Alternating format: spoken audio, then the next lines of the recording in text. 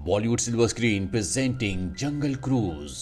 ये कहानी शुरू होती है आज से कई सौ साल पहले यानी कि सन 1556 में, जहां पर डॉन नाम के एक स्पेनिश आदमी को दिखाया जाता है जो अपने आदमियों के साथ साउथ अफ्रीका के जंगल में लैग्रिमस डी क्रिस्टल नाम के पेड़ को ढूंढ रहा है, क्योंकि इसका जो फूल है वो किसी भी तरह की बीमारी को, किसी भी तरह की इंजरी को या किसी भी तरह के श्राप को हमेशा के लिए मुक्त कर सकती है। डॉन से पहले भी कई लोग इस फूल को, इस पेड़ को ढूंढने के लिए इस जंगल में आए, लेकिन सारे के सारे मारे गए।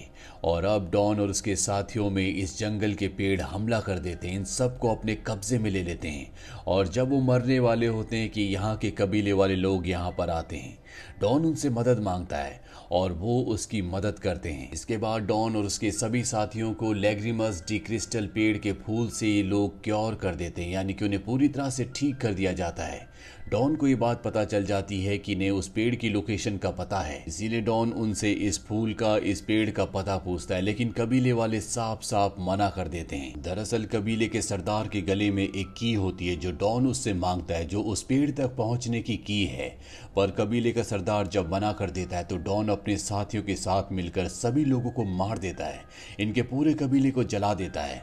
पर कबीले का सरदार उसे श्राप देता है कि तुम हमेशा इसी जंगल में भटकते रहोगे, कभी भी उस पेड़ के फूल तक नहीं पहुंच पाओगे, और गलती से भी अगर तुमने इस जगह से बाहर निकलने के लिए नदी पार की तो तुम सब के सब पत्थर के बन जाओगे। इस घटना के कई सौ साल बाद यानी कि सन 1916 में लंदन में डॉक्टर लिली को दिखाया जाता है, जिसके साथ उसका भाई भी होता है जो उसका असिस्टेंट भी है। वो इंग्लैंड की रॉयल सोसाइटी के सामने लैग्रिमस डी क्रिस्टल के बारे में बताते हैं, जिसे ये टीयर्स ऑफ द मून कहते हैं। ये कहते हैं कि उस पेड़ के फूल से किसी भी बीमारी को, किसी भी इंजरी को या किसी भी कर्ज को ठीक किया जा सकता है। हम ब्रिटिश वॉर में भी इसका इस्तेमाल कर सकते हैं। दरअसल कुछ वक्त पहले ब्रिटिश सरकार को तीर के आगे का एक सिरा मिला होता है, और ये वही चाबी होती है जो सन 1556 में डॉन कबीले के सरदार से हासिल करना चाहता था, जो उसके गले में थी। लेकिन ब्रिटिश सरकार इस तरह की किसी भी चाबी और किसी भी फूल पर विश्वास नहीं करती। वो कहती है कि टीयर्स ऑफ द मून सिर्फ एक कहानी है, इसीलिए वो लिली और उसके भाई को तीर के आगे का वो सिरा, वो चाबी देने से साफ साफ इनकार कर देते हैं। लेकिन लिली किसी भी तरह से उस फूल तक पहुंचना चाहती है, इसीलिए वो यहाँ से चाबी चुराकर भाग जाती है, जिससे प्रिंस को बहुत गुस्सा आता है, क्योंकि प्रिंस भी उस फूल को यानी कि टीयर्स ऑफ द मून को हासिल करना चाहता है और वो किसी भी कीमत पर अब लिली को पकड़ना चाहता है। लिली अपने भाई के साथ एक पुराना मैप लेकर और उस चाबी को लेकर उस जगह पहुंच जाती है जहां से उसे अपने आगे का सफर तय करना है। वो वहां पर एक गाइड से मिलते हैं जिसका नाम फ्रैंक होता है, और जब वो फ्रैंक को उन जंगलों में जाने के लिए कहती है तो फ्रैंक साफ साफ मना कर देता है, क्योंकि वो जंगल बहुत ही खतरनाक होते हैं। और जैसे फ्रैंक लिली के गले में चाबी को देखता है वो फौरन मान जाता है, क्योंकि उसे भी इस चाबी के बारे में पता होता है। और अब जब ये यहाँ से निकल रहे होते हैं तभी इंग्लैंड का प्रिंस इनके ऊपर हमला कर देता है, लेकिन फ्रैंक की चालाकी और उसकी बहादुरी से फ्रैंक, लिली और लिली का भाई तीनों यहाँ से शिप से जंगल की तरफ निकल पड़ते हैं। लेकिन प्रिंस इतनी जल्दी से हार मानने वाला नहीं है, क्योंकि किसी भी तरह से वो लिली के गले में जो चाबी है उसे हासिल करके टीयर्स ऑफ द मून को हासिल करना चाहता है, ताकि उसकी शक्तियां और भी बढ़ जाए। इसीलिए प्रिंस अपने आदमियों के साथ नदी के उस किनारे तक पहुंच जाता है जिसके दूसरी तरफ वो जंगल शुरू होता है। यहाँ जमीन के नीचे एक बहुत गहरी गुफा होती है। प्रिंस अपने आदमियों के साथ जमीन के नीचे जाता है और वो वहां पर देखता है कि डॉन और उसके सभी साथी यहाँ पर पत्थर के बन चुके हैं, क्योंकि आज से कई सौ साल पहले जब डॉन और उसके साथियों ने कबीले वालों को मार दिया था तो कबीले के सरदार ने उसे श्राप दिया था कि अगर वो नदी पार करने की कोशिश करेंगे तो सब के सब पत्थर के बन जाएंगे। और ये बात प्रिंस को भी पता होती है। प्रिंस के दिमाग में अब एक आइडिया आता है। वो जानता है कि सब के सब श्राप की वजह से, नदी पार करने की वजह से पत्थर के बने हैं, इसीलिए वो डॉन की मूर्ति के ऊपर नदी का कुछ पानी छिड़कता है, जिससे उसकी मूर्ति में हलचल होती है, और तभी तो भयानक सांप निकलते हैं। प्रिंस डॉन से कहता है कि मुझे तुम्हारी मदद की जरूरत है, मुझे वो की चाहिए जो इस वक्त लिली के पास है, जो टीयर्स ऑफ द मून की है। एक बार मुझे वो की मिल जाए, इसके बाद मैं टीयर्स ऑफ द मून को हासिल कर लूंगा और तुम्हारे ऊपर जो श्राप है तुम्हें भी उस श्राप से मुक्त कर दूंगा। डॉन अपने सांप के जरिए हाँ में जवाब देता है और इसके बाद प्रिंस इन सब के ऊपर पानी डालकर इन्हें आज़ाद कर देता है और ये सब के सब लिली की तरफ बढ़ चलते हैं। वहीं शिप में लिली को दिखाया जाता है जो फ्रैंक के सीक्रेट रूम तक पहुंच जाती है, जहां पर फ्रैंक ने बहुत सारे नोट्स बनाए होते हैं और इसमें उसने एक पिक्चर बार बार ड्रॉ की होती है और ये पिक्चर होती है टीयर्स ऑफ द मून की, जिसे देखने के बाद वो समझ जाती है कि फ्रैंक भी टीयर्स ऑफ द मून के पीछे है। वो उन्हें गाइड नहीं कर रहा बल्कि उनके जरिए वो टीयर्स ऑफ द मून तक पहुंचना चाहता है। अब यहाँ पर फ्रैंक भी आ जाता है। फ्रैंक कहता है कि अब मैं इसे नहीं ढूंढ रहा, मैं कई सालों तक इसे ढूंढता रहा लेकिन मुझे ये नहीं मिला। लेकिन लिली उसे कहती है कि अब हम उसे हासिल कर सकते हैं क्योंकि मेरे पास टीयर्स ऑफ द मून की चाबी है। पर इससे पहले कि ये आगे कुछ बात करते, इन्हें बहुत सारे यहाँ के जंगली लोग घेर लेते हैं और वो लिली को बांध देते हैं। पर फ्रैंक को उनकी भाषा आती है। फ्रैंक उनकी भाषा में उनसे बात करता है। लिली पूछती है कि तुम क्या कह रहे हो। फ्रैंक कहता है कि मैंने कह रहा हूँ कि तुम मुझे पकड़ लो और लिली को और उसके भाई को छोड़ दो, इनका कोई भी कसूर नहीं है। लेकिन ये लोग कह रहे हैं कि हमें चाबी चाहिए तभी हम तुम्हें जाने देंगे। पर लिली चाबी किसी भी कीमत पर नहीं देना चाहती। वो अपने बंधे हुए हाथों को खोलकर अब कबीले की सरदार पर हमला करने वाली होती है कि वो अपना मुखौटा हटाती है और बताती है कि फ्रैंक उन्हें पहले से जानता है, उसी के कहने पर उन्होंने ऐसा किया था। लिली समझ जाती है कि फ्रैंक उसे धोखा दे रहा है, इसीलिए वो उसे एक थप्पड़ मारती है। अब यहाँ पर जो कबीले की लीडर होती है वो लिली के गले की चाबी के निशानों से उसे समझाती है कि किस तरह से वो टीयर्स ऑफ द मून तक पहुंच सकती है। साथ ही ये भी बताती है कि ये फूल कुछ ही पलों के लिए खिलता है, वो भी उस रात को जब ब्लड मून निकलता है यानी कि ल्यूनर इक्लिप्स होता है। और अब लिली फैसला करती है कि वो आगे का सफर अकेले ही तय करेगी। फ्रैंक उसे समझाने की कोशिश करता है कि तुम्हारे साथ तुम्हारा भाई भी है, तुम्हें अकेले नहीं जाना चाहिए क्योंकि ये रास्ते बहुत खतरनाक है। पर लिली अब तय कर चुकी है कि वो अकेली जाएगी। पर इससे पहले कि वो यहाँ से अकेली निकलती, यहाँ पर डॉन और उसके साथी आ चुके हैं जिन्हें प्रिंस ने लिली के पास भेजा है ताकि ये लोग लिली से टीयर्स ऑफ द मून की को हासिल कर सके। डॉन यहाँ पर बहुत ही खतरनाक दिख रहा होता है। अब वो आम इंसान नहीं है बल्कि वो एक तरह का ज़ॉम्बी है और उसके साथी भी वैसे ही होते हैं। अब इस सब के सब लिली के ऊपर हमला करना चाहते हैं लेकिन फ्रैंक लिली की मदद करता है। वो एक रस्सी के सहारे उसे पेड़ पर ले जाता है जहाँ पर डॉन के साथी इन पर हमला करते हैं। लेकिन फ्रैंक बड़ी बहादुरी से सबका सामना करता है। पर किसी तरह से डॉन का एक साथी लिली के गले से चाबी को निकाल लेता है और डॉन को दे देता है। इसके बाद फ्रैंक डॉन के पास जाता है और डॉन और फ्रैंक के बीच में घमासान लड़ाई होती है। चाबी इस वक्त डॉन के सांप के मुंह में होती है। फ्रैंक किसी तरह से उसके सांप को पकड़कर उससे चाबी हासिल कर लेता है। पर तभी डॉन अपनी तलवार से फ्रैंक के दिल में वार कर देता है। वो ऊपर से जब नीचे गिर रहा होता है तो चाबी को वो लिली की तरफ फेंकता है। लिली चाबी पकड़ लेती है लेकिन उसे डॉन की मौत का बहुत दुख होता है क्योंकि डॉन की जान इन्हीं की मदद करने की वजह से गई होती है।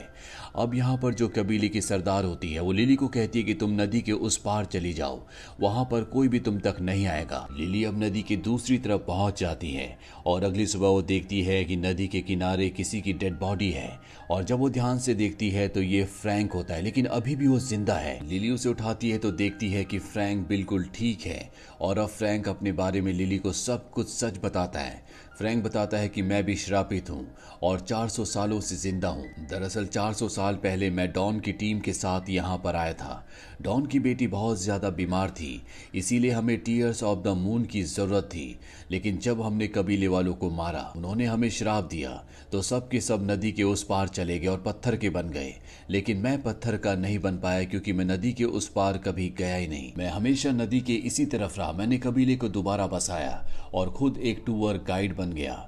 और अब लिली और फ्रैंक फैसला करते हैं कि ये दोनों के दोनों टीयर्स ऑफ द मून को लेने के लिए जाएंगे। लिली अपने भाई को कबीले वालों के पास छोड़कर फ्रैंक के साथ आगे निकल जाती है। वहीं प्रिंस जो पागलों की तरह लिली को ढूंढ रहा होता है वो किसी तरह से लिली के भाई तक पहुंच जाता है जो कबीले वालों के साथ होता है और उसे अपनी जान बचाने के लिए ना चाहते हुए भी उसे बताना पड़ता है कि लिली और फ्रैंक किस तरफ गए हैं। वहीं फ्रैंक और लिली को दिखाया जाता है जो उस जगह पहुंच जाते हैं जहां पर इन्हें टीयर्स ऑफ द मून मिलेगा। लेकिन यहाँ पर कहीं भी इन्हें वो दरवाज़ा नहीं दिख रहा होता जिसकी चाबी लिली के गले में है। फ्रैंक पानी के नीचे जाता है और देखता है कि वो दरवाज़ा पानी के नीचे डूबा हुआ है। इसके बाद वो लिली को पानी के नीचे जाने के लिए कहता है, लेकिन लिली को पानी से डर लगता है। फ्रैंक उसे हौसला देता है और इसके बाद ये दोनों के दोनों पानी के नीचे जाते हैं। लेकिन तभी लिली का पैर एक जगह पर लगता है जिससे वो एक ट्रैप के अंदर फंस जाती है और जल्दी अगर वो ऊपर नहीं गई तो उसकी मृत्यु हो जाएगी। अब यहाँ पर बहुत सारी खतरनाक मछलियां आ जाती है और इससे पहले कि वो लिली पर हमला करती, फ्रैंक उनके आगे आ जाता है और इसी बीच लिली चाबी से दरवाजा खोल देती है। यहाँ पर जितना भी पानी होता है वो सब का सब नीचे समा जाता है। ये जगह पूरी तरह से सूख जाती है। और इससे पहले कि अंदर जाते यहाँ पर प्रिंस आ जाता है जिसके पास लिली का भाई भी होता है। वो उसके भाई के सिर पर गन पॉइंट करता है और लिली से कहता है कि मुझे चाबी दो। लिली को उसे चाबी देनी पड़ती है और अब इस सब के सब अंदर आ जाते हैं जहां पर वो विशाल पेड़ होता है जिस पर टीयर्स ऑफ द मून लगता है, यानी कि वो फ्लावर जिसके अंदर तिलिस्मी ताकतें हैं। लेकिन ये पेड़ पूरी तरह से सूखा हुआ होता है। प्रिंस कहता है कि हो ना हो इस चाबी को इस पेड़ पर कहीं लगाना होगा जिससे पेड़ दोबारा से हरा भरा हो जाएगा। वो ये बात फ्रैंक से पूछता है क्योंकि फ्रैंक पिछले 400 सालों से जिंदा है। फ्रैंक कहता है कि अगर मैं ऐसा करूंगा तो एक फूल तुम्हें मुझे देना होगा क्योंकि मैं अपने श्राप को खत्म करके हमेशा के लिए मुक्त होना चाहता हूँ। ये सुनकर लिली को बहुत दुख होता है क्योंकि अब वो कहीं ना कहीं फ्रैंक को पसंद करने लगी है।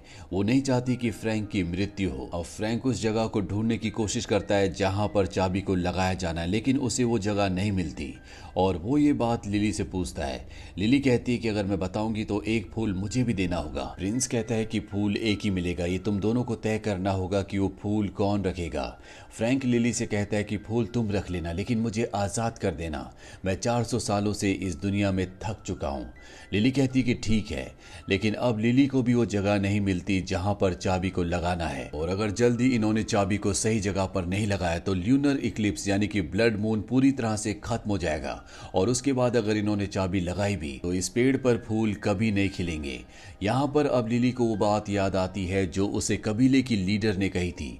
उसने कहा था कि इस चाबी के अंदर सांप का दिल है और जब वो उस चाबी को तोड़ती है तो उसके अंदर से एक चमकदार नगीना निकलता है जो कि दिल की तरह होता है और वो उसे यहाँ पर बनी एक सांप की आकृति के दिल की जगह पर लगा देती है और जैसी वो ऐसा करती है पूरा का पूरा पेड़ चमकना शुरू हो जाता है। इस पर फूल भी खिल जाते हैं।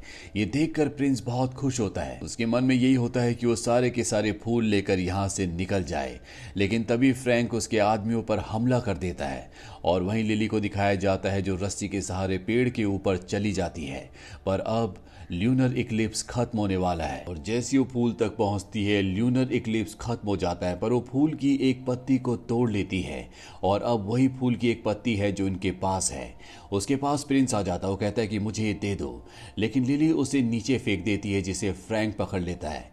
यहाँ पर डॉन और उसके साथी भी आ चुके हैं जो सब के सब ज़ॉम्बीज हैं और लिली के ऊपर हमला करना चाहते हैं, लेकिन तभी फ्रैंक उन्हें वो फूल की पत्ती दिखाता है जो देखकर डॉन और उसके सभी साथी उसके पीछे आने लगते हैं। फ्रैंक लिली के भाई को अपनी बोट से उतारकर खुद बोट लेकर यहाँ से निकल जाता है। वहीं प्रिंस को दिखाया जाता है जो इनके पीछे जाना चाहता है, लेकिन ऊपर से एक पत्थर गिरता है जिससे उसकी मृत्यु हो जाती है। अब लिली अपने भाई के पास जाती है जो उसे एक कपड़े का टुकड़ा देता है जो फ्रैंक ने उसे जाते समय दिया था और जब लिली उसे खोलती है तो उसके अंदर tears of the moon flower की पत्ती होती है, यानी कि फ्रैंक जिस फूल की पत्ती से अपने आप को आजाद कर सकता था, श्राप मुक्त हो सकता था, वो उसने लिली को दे दिया।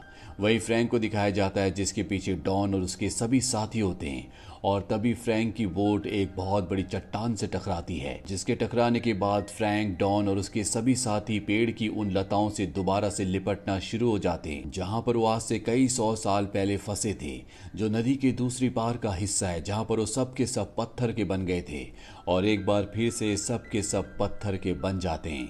अब लिली अपने भाई के साथ इस जगह पहुंच जाती है और वो देखती है कि फ्रैंक भी पत्थर का बन चुका है। वो उसके चेहरे पर हाथ लगाती है लेकिन कोई भी हलचल नहीं होती और अब वो फूल जो उसके पास है जिसे टीयर्स ऑफ द फ्लावर कहा जाता है वो फ्रैंक के मुंह के अंदर रख देती है, लेकिन इससे भी कोई फायदा नहीं होता। वो फूल अपने आप ही गायब हो जाता है। लिली और उसका भाई इस बात से उदास हो जाते हैं, वो यहाँ से जाने लगते हैं और तभी उन्हें फ्रैंक की चीते की आवाज आती है जो कि फ्रैंक का पालतू चीता होता है और जब वो पीछे देखते हैं तो वहां पर फ्रैंक एक बार फिर से पूरी तरह से ठीक हो गया।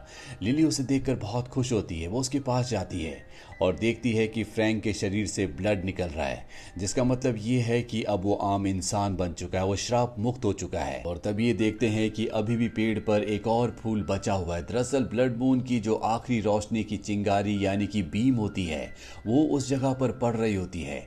लिली उस फूल को तोड़ लेती है और अब ये सब के सब वापस इंग्लैंड आ जाते हैं। यहाँ पर आने के बाद लिली उस फूल से बहुत सारी मेडिकेशन बनाती है जिससे वो पूरी दुनिया में फेमस हो जाती है। साथ ही अब वो इस नई दुनिया में यानी कि लंदन में वो फ्रैंक को इस दुनिया के तौर तरीके सिखा रही है कि किस तरह से इस एडवांस दुनिया में रहा जाता है। इसी के साथ ही फिल्म ये कहानी यहीं पर खत्म हो जाती है। ये फिल्म ईयर 2021 में रिलीज हुई थी। IMDb पर इसकी रेटिंग है 6.6। इस फिल्म का बजट था $200 मिलियन और बॉक्स ऑफिस पर इसने कमाई की थी $220.9 मिलियन की। उम्मीद करते हैं कि ये कहानी आपको पसंद आई होगी।